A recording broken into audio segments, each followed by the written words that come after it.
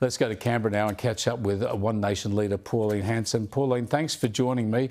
A lot of controversy over Peter Dutton saying we should put an end to the intake of refugees from Gaza. I'm tipping you probably agree with him, though.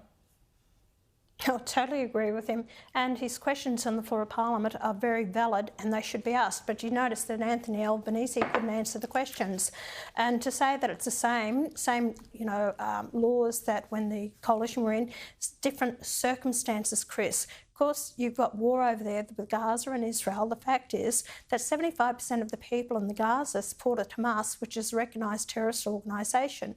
So when they're actually going to bring them out, nearly 3,000 people applied for visas to actually come out to Australia, we don't know what their background is. And it's only purely based on documentation that they've filled out, because investigations can't be done into their birth, deaths and marriages of who they are. So we're actually bringing people over here. We have no understanding. There's another thing to consider too. Those people, once they land in Australia, will they claim refugee status? So then we're stuck with them and we don't know the backgrounds. I think we shouldn't be taking any of them. They should be going to a safe haven, a country closest to them, but a lot of these Arab countries don't want them either. So we shouldn't be taking these people into Australia. I have fear for the nation in bringing these unknown quantities into the country. We don't know who they are, who they support, terrorist organisations. I'm sorry, I don't want them here.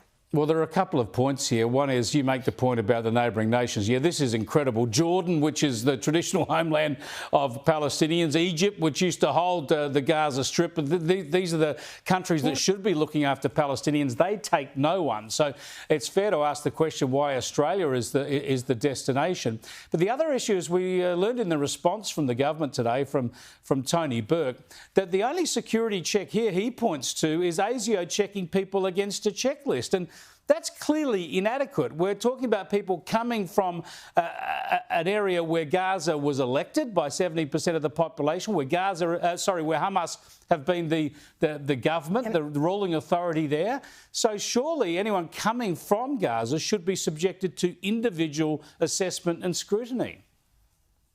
It should be, and that's under the visa applications. They should have character tests. Have they been imprisoned? It's all, and signing an agreement to agree with Australia's laws and all the rest of it.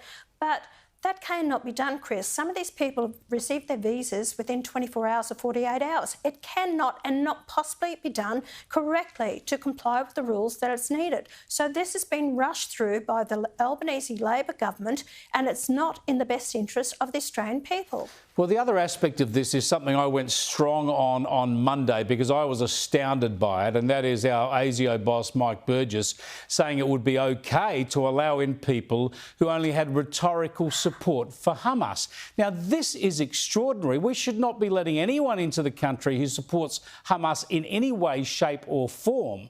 And I think the Liberals asked a very good question in Parliament today, saying, surely if you're offering rhetorical support to Hamas, aren't you failing the character test to get into this country?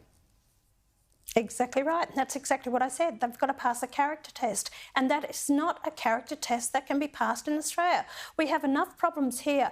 You know, they've gone from possible to probable in a terror threat in Australia. Why are we opening up this? It could actually end up down the path of more problems. Here we have, protesters here in Australia for the Palestinians, for Hamas, supporting Hamas. And we don't need more of these people in here. And I'm sorry, I'm telling Australians, I support Peter Dutton. We don't want them, we don't need them, and we shouldn't be allowing them in.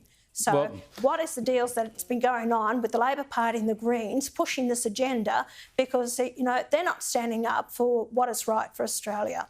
Well, Anthony Albanese and the Labor Party are just showing no leadership here whatsoever, and into that vacuum has stepped Peter Dutton. Thanks for joining us, Pauline. I appreciate it.